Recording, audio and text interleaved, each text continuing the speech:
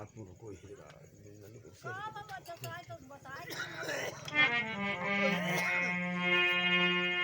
एक बार जय का उद्घोष करते हुए शांति का परिचय दे कि हम कथा का शुभारंभ करें।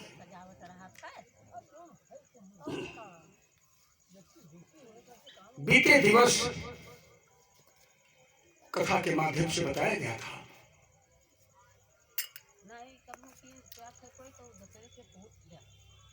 कि कौरव और पांडवों के गुरु आचार्य द्रोण के द्वारा रचे गए चक्रव्यूह में फंसकर अर्जुन का पुत्र अभिमन्यु मारा गया था। उत्तरा उस समय गर्भवती थी। इसी गर्भ से जिस बालक का जन्म हुआ उनका ही नाम परीक्षित पड़ा। यमुना के किनारे व्यास आसन पर आसीन स्वामी सुखदेव जी महाराज परीक्षित को श्रोता और वक्ता के गुण और दोष का बखान करते हुए कहा, सुनो, जितनी कथा मैं तुम्हें सुनाऊं उसमें कहीं तुमको आशंका लगे तो तुरंत पूछ लेना। यदि ऐसा किया तो समाधान हो जाएगा, और समाधान हो जाएगा तो तुम पूर्ण मनोयोग से कथा श्रवण करने का एक तुम्हारे पास एक ये मानो सबूत, मानो एक प्रत्यक्ष प्रमाण, जब आप सुनोगे तो कहीं आपको त्रुटि नजर आएगी तो आप पूछेंगे तो इससे पता चलेगा कि आप कथा श्रवण कर रहे हैं, सुन रहे हो। महाराज परीक्षित को समझाते हुए स्वामी सुखदेव जी ने कहा, सुनिए, भगवान विष्णु के दरवाजे के दो पहरेदार जिनका नाम था जय और विजय, जय और विजय दोनों भाई भगवान विष्णु के दरवाजे की पहरेदार थे। एक दिन की बात है, सनक सनंदन सनातन एवं सनत कुमार चारों बाल ऋषि भगवान विष्णु के दर्शन के लिए पहुंच गए, और उससे पहले भगवान विष्णु देवताओं के साथ गुप्त मंत्रणा कर रहे थे। जय विजय को सख्त निर्देश दिया कि मेरे आदेश बगैर किसी को अंदर मत आने देना। अपने स्वामी भगवान विष्णु के निर्देश का पालन करते हुए, उनकी आज्ञा को शिरोधार्य करते हुए जय और विजय दरवाजे पर पहरेदारी कर रहे थे। इसी बीच चारों कुमारों का पदार्पण हुआ, जिनकी अवस्था हमेशा 5 बरस की बनी रहती थी, ऐसा ब्रह्मा जी का वरदान था। पहुंच गए भगवान विष्णु के दर्शन के लिए।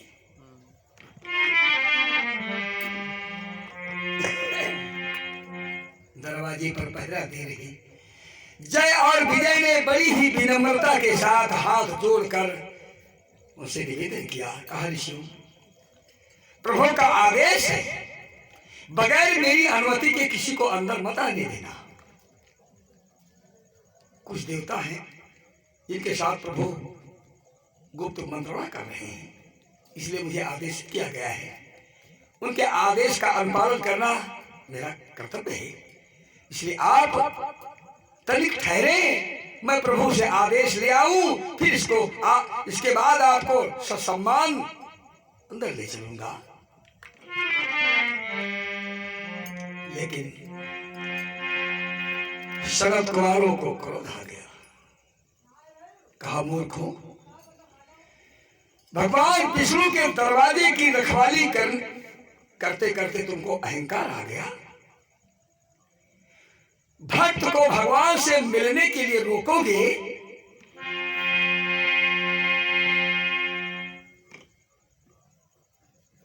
गिड़गिड़ाए, जय और विजय कहा, हे भगवान आप क्रोध न करें। अरे हम तो प्रभु के आदेश का पालन कर रहे हैं।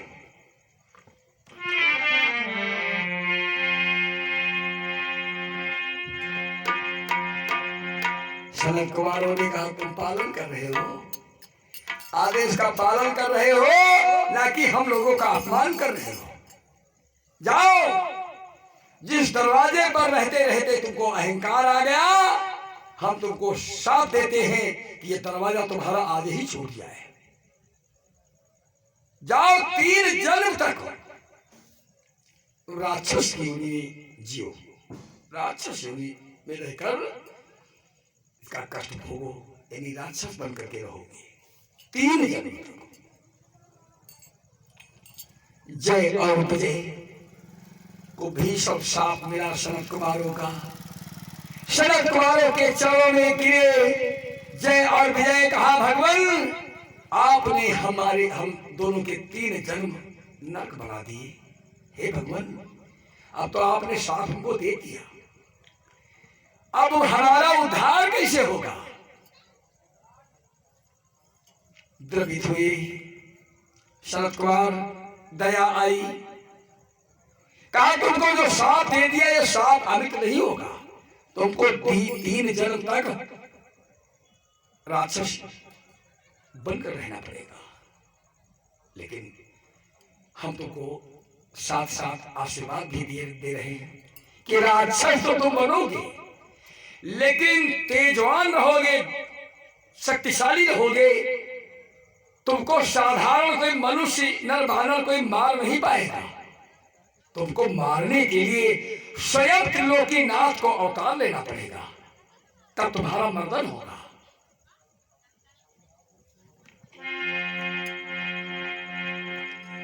ऋषि कश्यप की 2 पत्नियां दिति और अदिति दोनों स्वर्ग से गिरे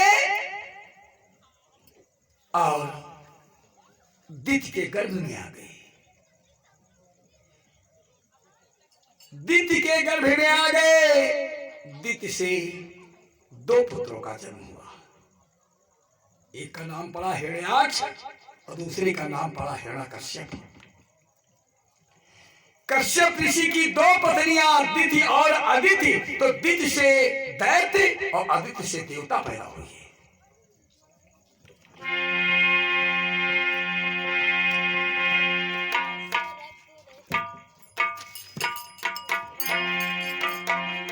हिरण्यकश्यप और हिरण्याक्ष बनकर दोनों पैदा हुए। उनका नाम पड़ा हिरण्यकश्यप और हिरण्याक्ष। राक्षस योनि में रहकर प्रवृत्ति भी तो उसी तरह बन गई। अत्याचार अपकार करने का उनका स्वाभाविक गुण था। तो जो हिरण्याक्ष था उसने पृथ्वी की चोरी कर ली। पृथ्वी को चटाई की तरह लपेट कर ले गया पाताल में और सिरहाने रख करके और सो गया। पृथ्वी की चोरी हो गई, हलचल से मच गई। देवता बुलाए, भगवान विष्णु के पास गए, भगवान अरे पृथ्वी की चोरी हो गई। कौन ले गया? कोई असुर ले गया। पता चला हिरण्याक्ष ले गया। कहा ले गया? पाताल लोक को ले चला गया। किस अवस्था में रखा है? पृथ्वी को चटाई की तरह लपेट कर सिरहाने रखा और सो रहा है। भगवान विष्णु ने सूकर का रूप धारण किया, यानी सुअर, और पृथ्वी को खोदते खोदते पाताल लोक पहुंच गए, जहां हिरण्याक्ष पृथ्वी को चटाई की तरह लपेटी सिरहाने रखे सो रहा था, उसको जगाया, संग्राम हुआ, प्रभु ने हिरण्याक्ष का वध किया और पृथ्वी को मुक्त करा करके लाई। और जब हिरण्याक्ष मारा गया तो हिरण्याकश्यप दुखी रहने लगा।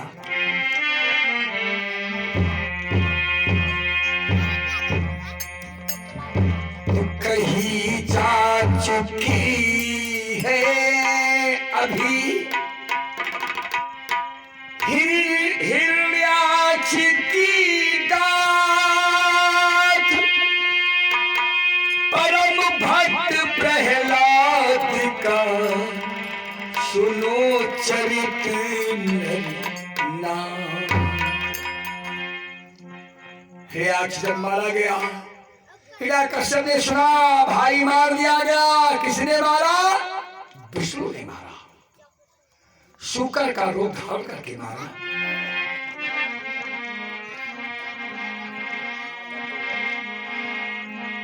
तो भाई का मरना सुनते ही, भाई का मरना सुनते ही, भाई का लोहू उबल पड़ा।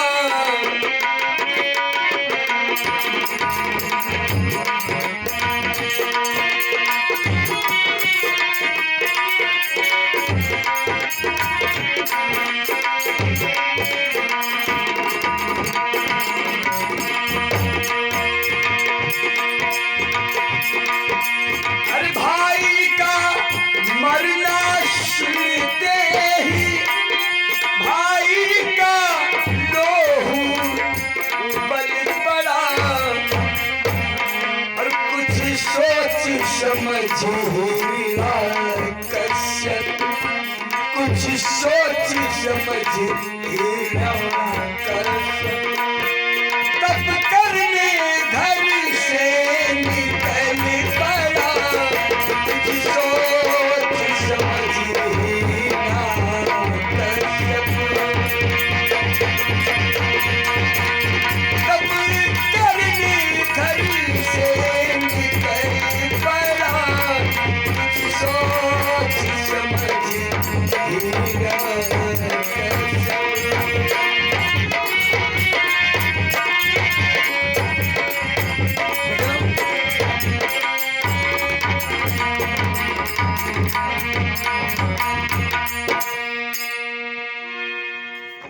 हमका दे दो, उठा के सीधे हमका हमरे तक ले आओ, हमका ले आओ।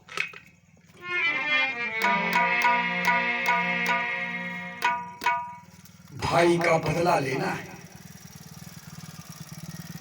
किससे?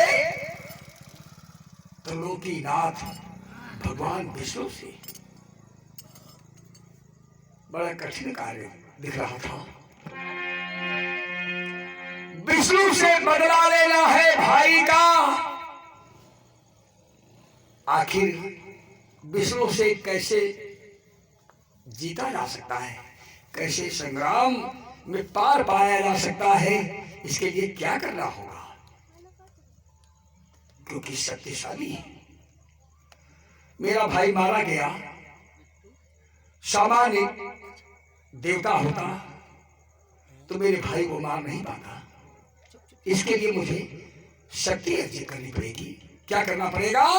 शक्ति अर्जित करनी पड़ेगी। लोहे को लोहा ही काटता है। हिरण्याकश्यप ने विचार किया, शक्ति कैसे मिलेगी? देवताओं से ही तो मिलेगी, और देवताओं से ही दुश्मनी, देवताओं से ही हमको बदला लेना है, और शक्ति भी मुझे देवताओं से ही लेनी है।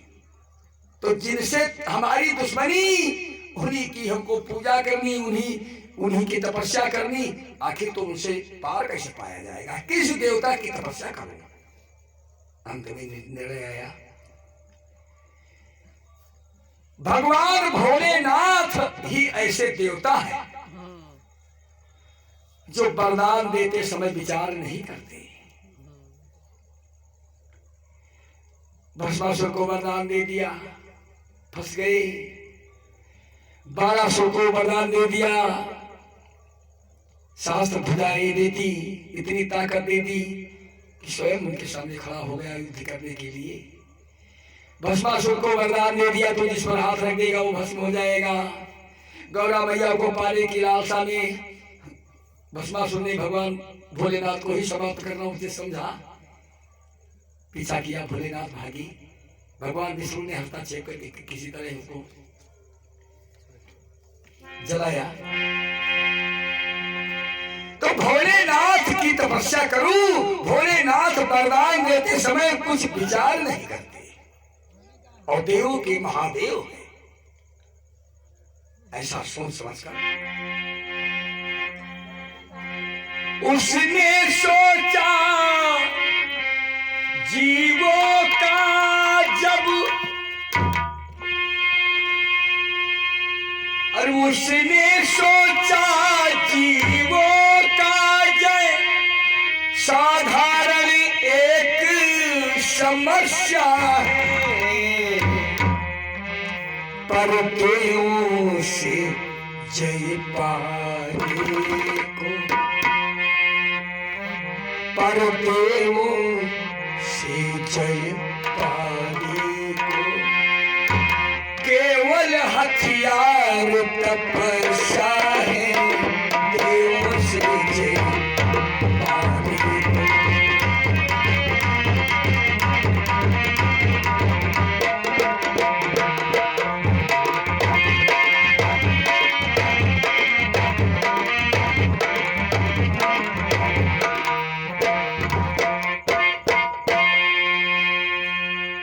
हिरण्यकश्यप ने विचार किया कि जिनसे हमको युद्ध करना है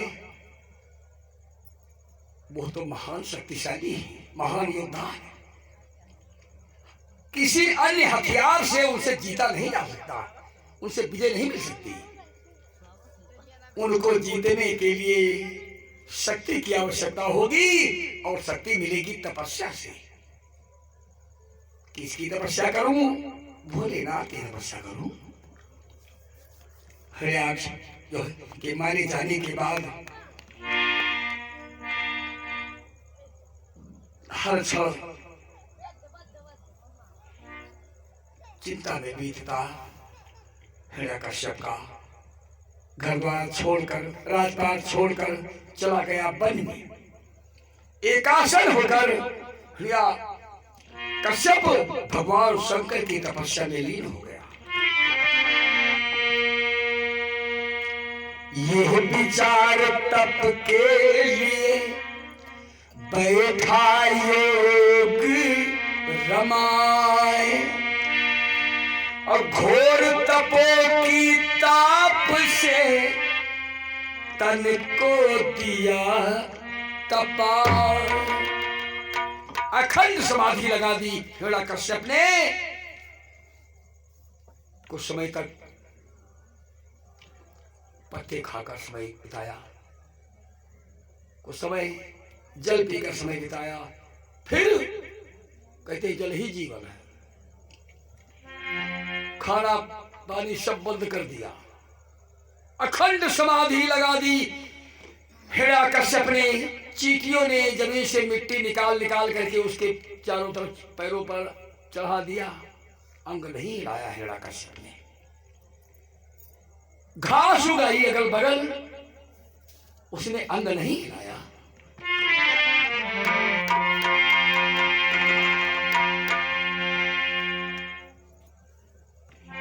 तो भोजनादि तो बात क्या, अरे दिया पवन तक रोक, अब उसके मारे चर अचर कांप उठाते लोग। उसकी घोर तपस्या को देखकर देवताओं अंदर ही अंदर हिलने लगे। देवराज इंद्र का सिंहासन डोलने लगा कि यदि ये सफल हो गया, ये वरदान पा गया, इसको शक्ति मिल गई, तो एक दिन मेरी इंद्रपुरी भी ये ले लेगा। इधर आखिर उसके सामने प्रगटे शिव भगवान। अब बोले बेटा मांग ले जी चाहा वरदान। अंततः हिरण्यकश्यप की तपस्या से प्रसन्न होकर भगवान भोलेनाथ प्रकट हो गए। भक्त आंखें खोलो, मैं तो आ गया, मांगो क्या चाहिए तुम्हें। हिरण्यकश्यप ने आंखें खोली, देखा वही मूर्ति प्रत्यक्ष खड़ी जिसका वो उसके अंतरपट में वही मूर्ति थी, वही सब प्रत्यक्ष खड़ी सामने खड़ी। खुशी से झूम उठा हिरण्यकश्यप, भगवान आप आ गए, मेरी प्रार्थना आपने सुन ली, मेरी तपस्या से आप संतुष्ट हो गए। हे भोलेनाथ, मैं तो आज बहुत प्रसन्न हूं। भगवान भोलेनाथ ने कहा, पुत्र मैं अनायास नहीं आया हूं, तुमने मुझे बुलाया है, और यदि बुलाया है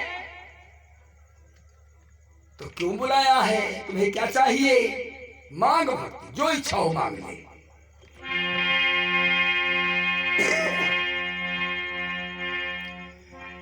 हिरण्यकश्यप मुस्कुराया, कहा भोलेनाथ मांगू, कहा हाँ, अरे मैं देने आया हूं तो तेरी जो इच्छा हो मांग ले। हिरण्यकश्यप ने कहा भोलेनाथ पहले आप विचार कर लीजिए। कहा विचार कर लूं, अरे तू मांगेगा क्या, बोल। हिरण्यकश्यप ने कहा भगवान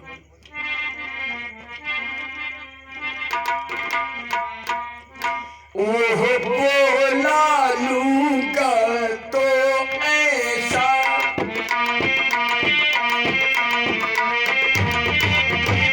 ओह बोला लूंगा तो ऐसा, जो और किसी ने लिया न हो। पानी देना है तो वो दो, जो और किसी को दिया न हो। पानी देना हो तो वो दो।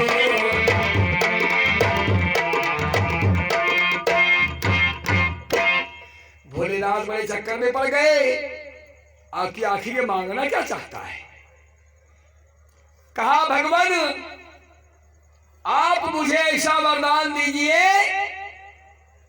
कि अन्य किसी को दिया ना हो।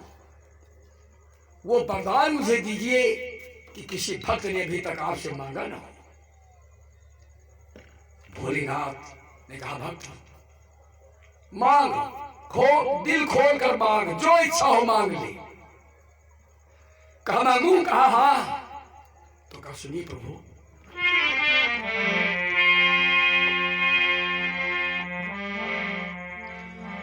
कुछ अधिक नहीं बस इतना ही, ज्यादा नहीं मांगना है, कि ऊपर न मरूं नीचे न मरूं, और निश में न मरूं दिन में न मरूं, और भीतर न मरूं बाहर न मरूं। मांगा हे भगवान, न तो नीचे मरूं और न ऊंचे मरूं। बताइए नीचे और ऊंचे के अलावा होता क्या है। न ऊपर मरूं और न नीचे मरूं, और न रात में मरूं और न दिन में मरूं, और न भीतर मरूं और न बाहर मरूं।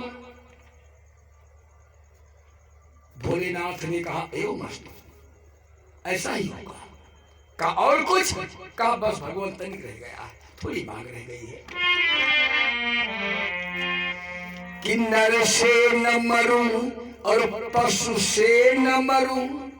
न कोई नर मार पावे मुझे, न कोई जानवर मुझे मार पावे, और मेरे शरीर में व्यापक कोई हथियार नहीं, और जीवन में मुझे कोई बिहार नहीं। भगवान भोलेनाथ ने कहा तथास्तु, ऐसा ही होगा। मानो मौत के लिए सारे दरवाजे बंद किए कर दिए हिरण्यकश्यप ने। कैसे?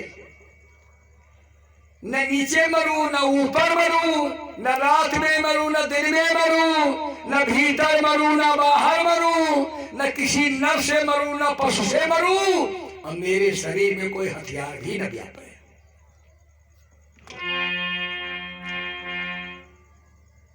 वरदान देकर भोलेनाथ अंतर ध्यान हो गए।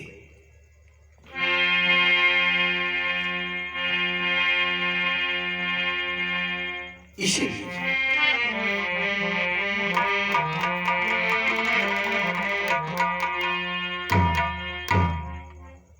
दरबार किया हिरण्यकश्यप ने, अपने शूरमाओं को आदेश दिया कि आज के बाद कोई विष्णु का नाम नहीं ले सकता है। हम ही सर्वशक्तिमान हैं, हम ही विष्णु हैं, सब कुछ मेरे अधीन है।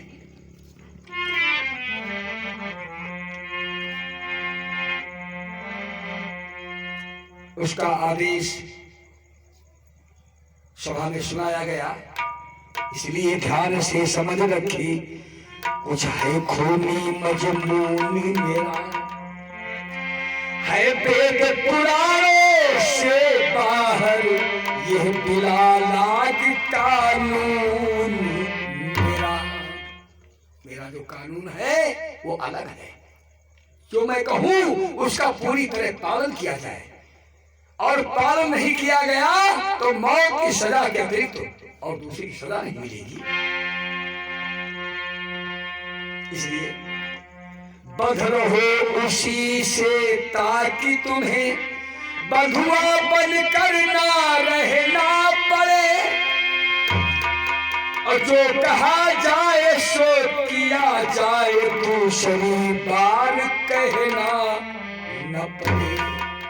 एक बार कह दूं उसका पूरी तरह से पालन किया जाए, बार बार एक बात कही नहीं जाएगी। पहले कि जिसने मेरे भाई भटहियाच को मारा है, ये ध्यान रहे इस जीवन में, वो जीवन शत्रु हमारा। कहा आप लोग मेरे आदेश का पूरी तरह अनुपालन करें। मेरे भाई हिरण्याक्ष को मारने वाला विष्णु, उससे बदला लिया जाएगा, उससे प्रतिशोध हमारे जीवन भर रहेगा।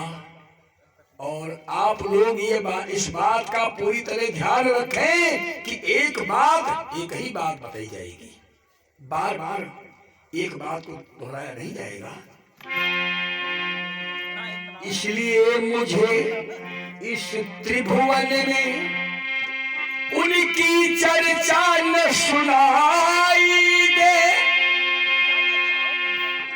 और यज्ञों की आहुति और मूर्ति आज से न मुझे दिखलाई दे।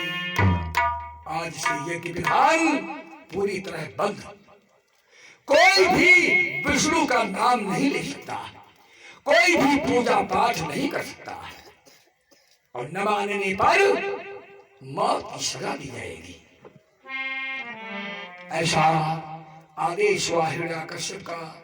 घोर अत्याचार बढ़ा हिरण्यकश्यप का, ऐसा अत्याचार कि अंदर ही अंदर सारे प्राणी दहल गए। कोने कोने में हुआ उसी समय ऐलान, करे न कोई आज से बेदी हवन विधान। हिरण्यकश्यप का ऐसा आदेश कोई भी भगवान का नाम नहीं ले सकता, कोई भी यज्ञ विधान नहीं कर सकता, कोई भी पूजा पाठ नहीं कर सकता, मूर्तियों पर जलाभिषेक नहीं कर सकता, उनको कोई भी चढ़ावा चढ़ा नहीं सकता। और यदि इधर आओ भैया, इधर आओ। नहीं नहीं, हमारा ठीक है।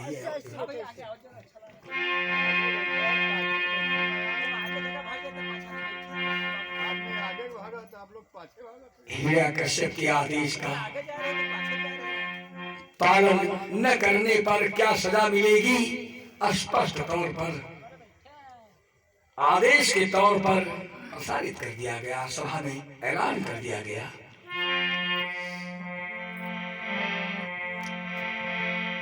एक दिन की बात है, हिरण्यकश्यप अपने महल में नहीं था, बाहर था। इसी बीच देवराज इंद्र को लगा कि ऐसा अत्याचार इसका यदि बराबर जारी रहा तो किसी दिन ये मेरी इंद्रपुरी भी ले लेगा। तो कहा, विचार किया कि अब तो समस्या आ गई, मरो या मारो।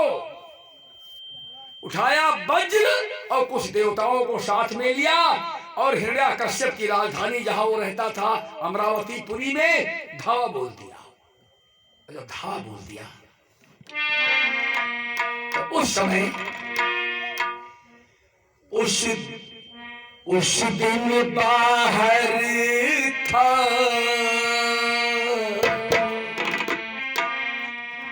उस दिन बाहर था हिरण्यकश्यप